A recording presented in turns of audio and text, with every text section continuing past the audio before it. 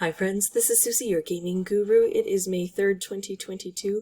I'm here for my Wordle of the day and for Wordsmith Day, which I could find very little about, both online, because you'd think, okay, it's supposed to be a national day, and I know that they make these things up, but somebody's got to be sponsoring it. No, I couldn't find anything about Wordsmith Day.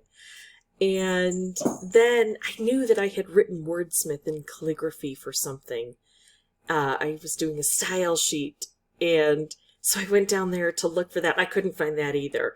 But I did find what's called a calligram, and this is where I take a wordsmith's story, or in this case, Rudyard Kipling's poem. It's from The Butterfly That Stamped, which is a Just So story by Rudyard Kipling, and I turn it into a picture of what is being discussed. I know this is really fuzzy. I am in such a hurry today, so I was running around trying to get things done. So there's this poem. Oh, and it's also Poem in Your Pocket Day, because I think like every day is Poem in Your Pocket Day. I keep looking up the days of the year for celebratory purposes, and there are so many poems in your pocket day. So we're going to read this poem together.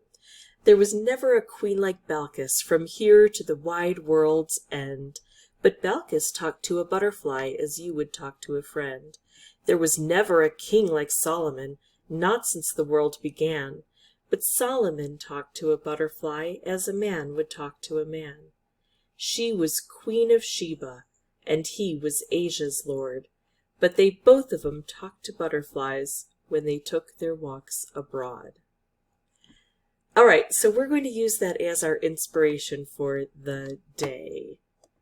And let's see, I'm going to use, instead of words, because I've used words a lot, I'm going to use the word smith for wordsmith. And if you've never read the Just So stories by Rudyard Kipling, who's most famous for having written Jungle Book, I highly recommend it. Okay, well, we got a little bit of help here. We've got an I. We also have an H that doesn't go with a T or an S.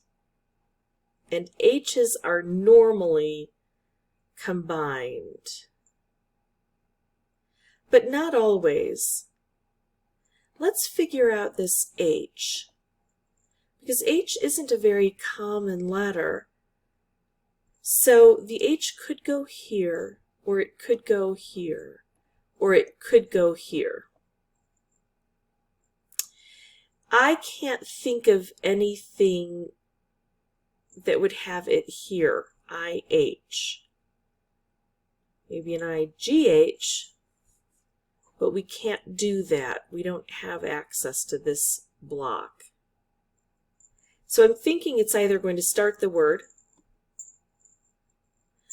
or it's going to be combined with, our options are limited now without the S and the T. I guess a W or a P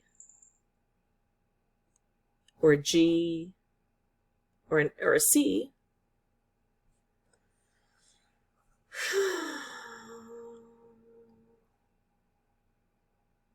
I mean, I could do child.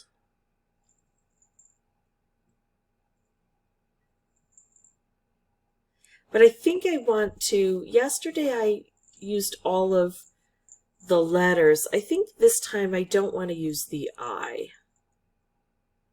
I know the I is in here, and this really could be way too many different things. Right? It could be, yeah, it could start with an H. I don't want to say what it could be because then I'll get stuck on particular words. So I think I'm going to, let's think of a word that starts with H that doesn't have any of the other letters used. Hi, Lucy. Oh, I just need you as a distraction today. I'm not being serious. If you start licking me, I will yell at you. All right, so what about hound? She's a cat, but she keeps hounding me. All right. Oh my goodness. So I thought, oh, I just found a whole bunch of new letters. All I got was the placement of that old letter. That did not work out as I had hoped. Okay. So we did get something. Let's focus on the positive. It's a stressful day for me. Sorry, that's probably coming through quite vividly. Q is not going to go here. W, E, oh, an E could. Let's just kind of list the possibilities. Not an R, not a Y, to my knowledge, not a P, A, F, G, J, K, L, Z, X, C, V, B. Okay, so I think it's going to be H, E, or H, A, I.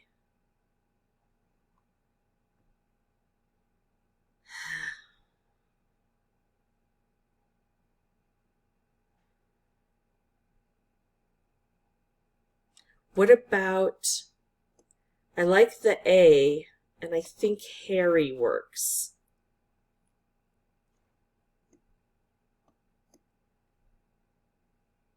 But if I try this, I'm using these two letters, and I already know they're part of the word.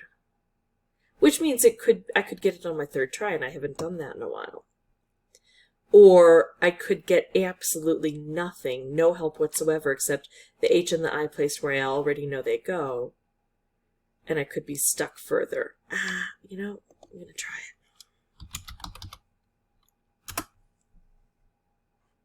it. It is. It's Harry. Oh, I guess I have done 3 tries. It feels like I've been stuck in the 4s and 5s. Okay, so it is Harry today. Oh, and that's interesting because that leads to the idea of being a wordsmith and using words. There is a synonym for Harry, and I don't know how to spell it.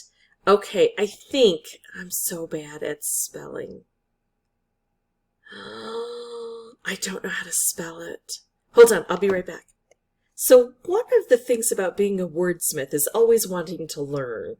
I wouldn't consider myself a wordsmith. I don't put them together well, but I am a lover of words and appreciate good wordsmiths. And anytime I don't know something, I like to look it up and see if I can learn. So here's a situation where this is a word that I thought I had heard before, and it is a synonym for Harry, and somebody pronounced it differently to how I had heard it.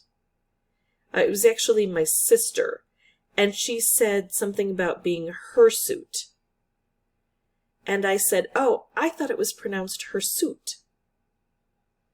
I didn't know how to spell it then either. So I had just heard it and therefore thought that I was correct, and she was sure she was correct. And she's my older sister, so I listened to her.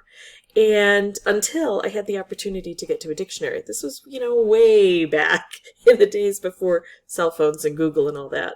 And when I looked it up, I found out that in America, we pronounce it hirsute. And in Britain, they pronounce it hirsute. And that makes perfect sense because I'm the one who grew up watching Britcoms. And so we had different experiences that led us to different information. We were both correct in our pronunciation, and it just took a dictionary to help us learn that.